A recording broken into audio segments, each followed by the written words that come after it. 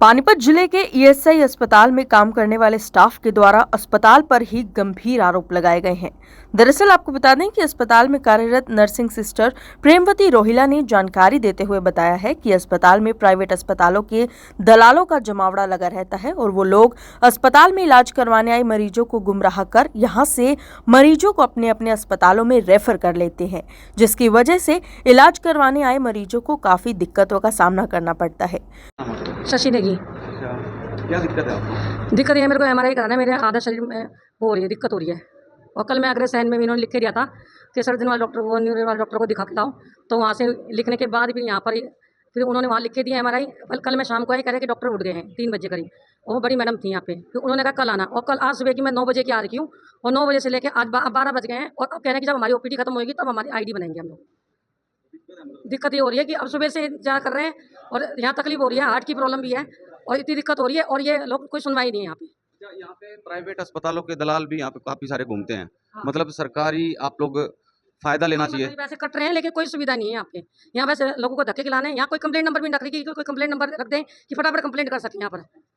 पहले तो डॉक्टर बैठते नहीं 11 बजे तक, 12 बजे तक अपने लैब में छुपे रहेंगे। फिर बाद में, फिर उसके बाद छुपने के बाद में फिर आएंगे तो फिर बाद में फिर एक्ड़ी दिखाएंगे डॉक्टर पे, और डॉक्टर ने करके पब्लिक कुछ बोलती नहीं है उनको।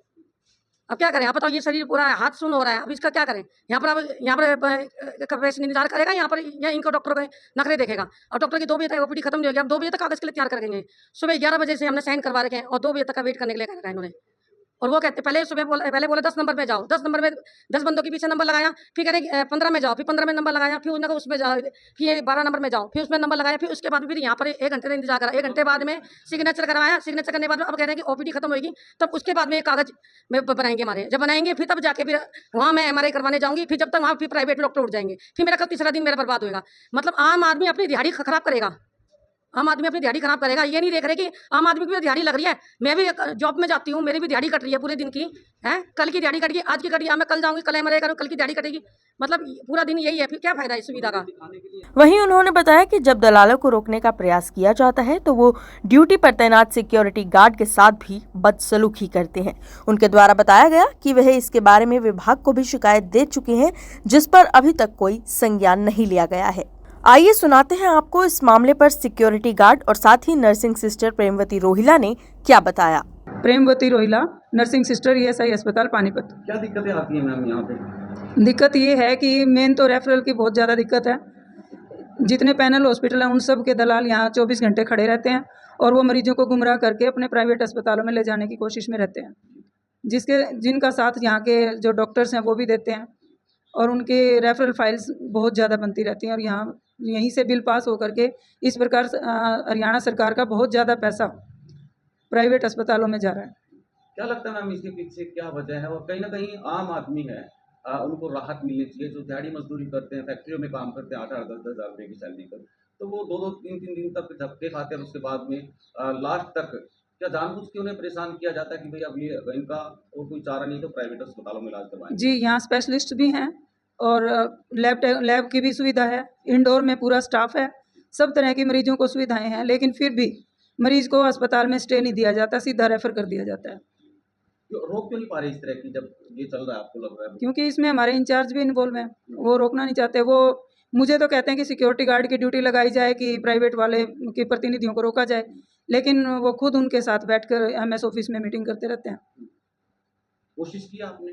बिल्कुल, बहुत ज़्यादा कोशिश की। मैंने डायरेक्टर ऑफिस में और सीएमओ ऑफिस में भी इस बारे में कंप्लेंट डाली हुई है कि मैं सिक्योरिटी गार्ड्स की ड्यूटी लगाती हूँ, लेकिन उनको इग्नोर करके प्राइवेट अस्पताल के जो प्रतिनिधि हैं वो सीधा एमएस ऑफिस में और बाकी पूरे अस्पताल में वही छाए रहते हैं सारा दिन। मैम सिक्योरिटी गार्ड के साथ भी कई बार बताया जाता है। हाँ जी, सिक्योरिटी गार्ड्स के साथ भी हाथापाई तक भी हो चुकी है और उन्हें यही कहा जाता है कि हमें तो डॉक्टर बुलाते हैं, हम तो आएंगे।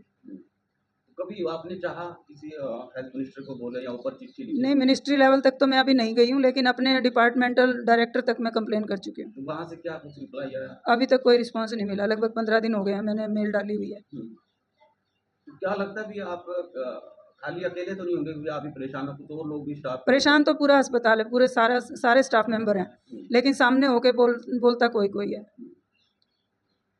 तो अब बेबाकी से जिस तरह से आप ये बातें रख रही हैं, कहीं ना कहीं आपको भी लगता है कि क्या पता आपके ऊपर कोई प्रेशर हाँ, हो सकता है, मुझे भी परेशान किया जा सकता है, क्योंकि सिक्योरिटी गार्ड्स के सामने ही मुझे इंसल्टेड किया गया है एमएस चिकित्सा अधीक्षक द्वारा। उन्होंने यहाँ तक कहा कि नर्सिंग सिस्टर को मेरी इजाज़त के बगैर एमएस ऑफिस में ना आने दिया जाए। सिक्योरिटी गार्ड्स और क्लास 4 को ये उन्होंने ज़ोर से बोल के आदेश दिए, और जबकि प्राइवेट अस्पताल के प्रतिनिधि उनके ऑफिस में ही उस टाइम बैठे हुए थे। कभी उन्होंने आपके साथ भी कुछ इस तरह की बदसलूकी का जो है हाँ, प्रयास मेरे किया? साथ भी हुई है। एक दिन बहुत ज़्यादा कहासुनी हुई। उस दिन भी उन्होंने मुझे फ़ोन दिखाया जिसमें डॉक्टर बबीता का नाम लिखा हुआ था फ़ोन में, कि देखो डॉक्टर साहब ने हमें फ़ोन करके अंदर बुलवा रहे हैं और हम तो अंदर आएंगे। आप हमारी एमएस से विजिट करवाओ और हम एमएस से मिलकर ही बात करेंगे। अंदर भी आए, ऑफिस में बैठे भी, लेकिन फिर भी कोई समाधान नहीं हुआ। और एमएस इस बात से मुकरती घूमती रही कि हाँ मैंने बुलाया नहीं। वो यही कहते रहे कि मैंने नहीं बुलाया इनको, ये अपने काम से आते हैं, ऑफिस के काम से आते हैं, इनको आना ही पड़ेगा और मैं इनका काम करूँगी। विक्रम सिंह, अच्छा, क्या करते हैं यहाँ पे आप? यहाँ मैं सिक्योरिटी गार्ड के पद पे हूँ। अच्छा, क्या दिक्कत आ रही है? बस कुछ नहीं है, प्राइवेट वाले आते हैं यहाँ पे और इनको मना भी करते हैं, फिर भी नहीं मानते। और ऊपर से भी आदेश आते हैं भाई इनको बाहर निकालो, हम बाहर निकालते हैं, फिर यही बोलते हैं भाई इनको बाहर क्यों निकाला जा रहा है। कौन बोलते हैं? बस यही है, स्टाफ से ही। हाँ, कभी मैम को नहीं बोला, सुपरिटेंडेंट को नहीं बोला? बोला है इनको भी, फिर भी वो कोई कार्रवाई नहीं हो रही है इनके प्रति, ऐसे ही आ रहे हैं और हमारी बेइज्जती हो रही है क्योंकि हम दोनों साइड से फंस रहे हैं। बस ये आप चाहते हैं कि कोई सुधार हो? हम चाहते हैं सुधार हो, जो जिसको इलाज है उसका इलाज यहीं पे होना चाहिए, बाहर तो क्यों जाए। फिर मिली भगत किसकी आपकी? बस आप जानते हो मिली भगत तो किसकी है किसकी नहीं सर।